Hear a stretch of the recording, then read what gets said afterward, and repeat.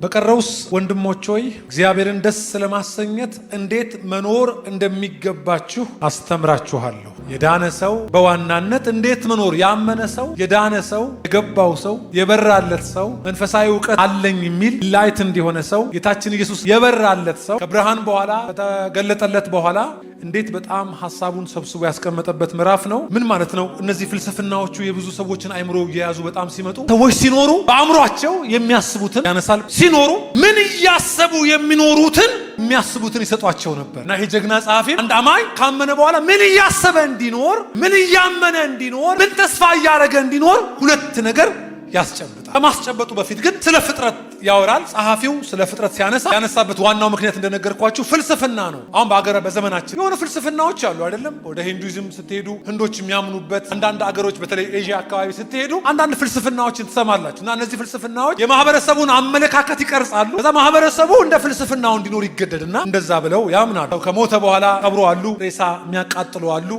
ለቤተሰብ አንድ የሆነ ኦርጋን ለይተው ከዛ ሌላውን አካል የሚያስወግዱ በፍልስፍና ምክንያት ሰው እንደገና ከሞተ በኋላ ነፍሱ እንደገና በእንስሳ መልክ እንደገና እንደሚመጣ የሚያስተምሩ አሉ። ይሄ በጣም ሌሎች ተከታዮች እንዳሏቸው መቼም ለእናንተ መንገር ይሄ ከንቱነት ነው። በጣም ብዙ አመለካከቶች እንዳሉ ይታወቃል። ይሄ ሰው ፍልስፍናውን ያነሳል። መጀመሪያ ሰው ሲኖር ምን እያሰበ ቢኖር ሲናገር፣ ለምሳሌ ከሞት በኋላ ምንም ህይወት የለም ብሎ ያስቡ የነበሩና እንደዚህ ያምኑ የነበሩ ሰዎች ሲኖሩ ይላል ተስፋ የሌላቸው እያዘኑ ይኖራሉ። ሐዘን የሚለው የሆነ ቦታ እንደሚቆሙ እያመኑ ስለሚኖሩ በሐዘን ይኖራሉ፣ በሐዘን ይመላለሳሉ። እና በተቻለ መጠን በሚያገኙት ነገር ፌሽታ፣ ደስታ ማግኘት፣ መብላት፣ መጠጣት እንዲኖር እና በቀችው ናት በዝቹ ስለሆነ የምትመላለሱት ብለው እዛ ሐዘን ለመውጣት ተቻላቸው መጠን ተጨማሪ ለነሱ ባህሪ ሊሰጥ የሚችሉ ነገሮችን በመብል ወይ በመጠጣት ወደ ሰውነታቸው በማስገባት ሰዎች ከሐዘናቸው እንዲጽናኑ ይጥራሉ። እና እንደዚህ አይነት አመለካከት የሚያራምዱ ሰዎች በሐዘን ይኖራሉ። እንዲህ አይነት ሰዎች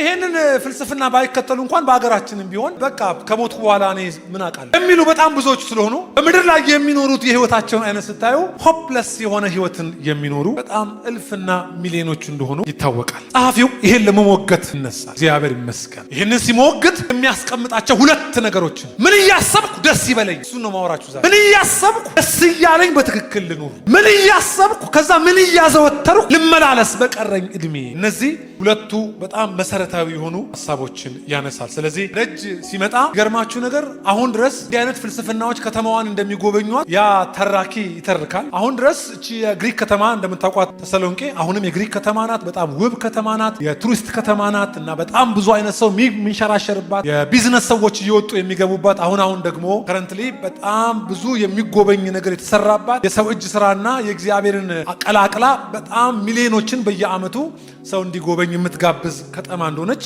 አሁንም ስሟ ሳይቀየር ተሰሎንቄ ሆና አሁንም ያለች ከተማ ናት። ምን እያሰባችሁ ነው የምትኖሩት? ምንድነው አሁን ለመኖር አንድ ሰው ሲናገር ሲነቃ ይላል ከእንቅልፌ ስነቃ የሚደግፈው ክለብ አለውና የሚደግፈው ክለብ ተሸንፎ ከሆነ ደስ ብሎኝ እነቃለሁ፣ ስለሚቀጥለው እንደገና አስባለሁ ይላል። አይገርምም? ቼልሲ ሰውን እንደዚህ እያደረገ እንደሆነ ምንድነው? ምን ስታስቡ ነው ሪቫይቭድ የምትሆኑት? ምን ደስ ያሰኛል? አሁን በዚህ ምድር መቼም ጮቤ እየረገጣችሁ አትኖሩም አይደለም? በሚታየው ሁኔታ ምን ፈገግ ያደርጋችኋል? ምን ያጽናናችኋል? እስቲ ዝም ብላችሁ ራሳችሁን ብትፈትሹ ምን ችግር አለው? ምን ስታስቡ ውስጣችሁ የሆነ ነገር ይሆናል። በትክክል መስመር ለማስቀመጥ ይጥራል። እኛና እነሱ አንድ አይደለንም። ሁለት ሀሳብ ነው የሚያነሳው፣ እሱን ያነሳል። ግን ምንድነው ዳግም የተወለደ ሰው ሲኖር በዚህ ምድር ላይ ምን ተስፋ እያደረገ ይኖራል? ልጅ መሆን በራሱ ተስፋ አጥቶ በምድር ላይ ከመንቀሳቀስ የሚያድን ነው። ይህ ድምፅ በሁላችሁ ጆሮ ኦንላይን ባሉ ይሰማልኝ። እኛ ሰፈር ተስፋ ማጣት ቤቱ አይደለም። እኛ ሰፈር እንደ ተስፋ እንደሌለው ሰው ግራ የተጋባ መጨረሻ እንደሌለው መውደቂያ የት ነው እያለ የሚኖርበት ቤት ሳይሆን ይህ ህዝብ ተስፋ ያለው፣ ተስፋ ስላለው የማያዝን ህዝብ። ምን ማለት መሰለ? ብዙ ሰው እንዲቀጥል የሚታየውን ነገር ተስፋ መሸመት ይፈልጋል። ታየው ተስፋ መሸመት ይፈልጋል።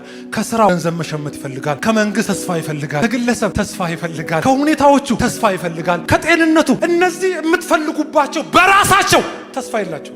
ቢዝነሴ ደጋገምኩ ከሰርኩ ማለት ብሞት ችግር አለው የሚለኝ ካውንስለር እንዴት ይመጣል ቸርች? ቢዝነስ ስለተበላሸ እንዴት ፈለግከው ቢዝነስ ውስጥ ደስታን እንድትኖር ህንፃውን የሚያስፈልግህ ማለት ነው። የኛ ተስፋ በተነሳው በትንሳኤው ጌታ በናዝሬቱ በኢየሱስ ክርስቶስ ላይ የቆመ ኢየሱስ ተስፋዬ ነው የሚል ጮሆ አሜን ይበል። ክርር ያለ ጭብጨባ ለኢየሱስ አድርጉለት። ምን ማለት ነው? ልደት ብቻውን በቂ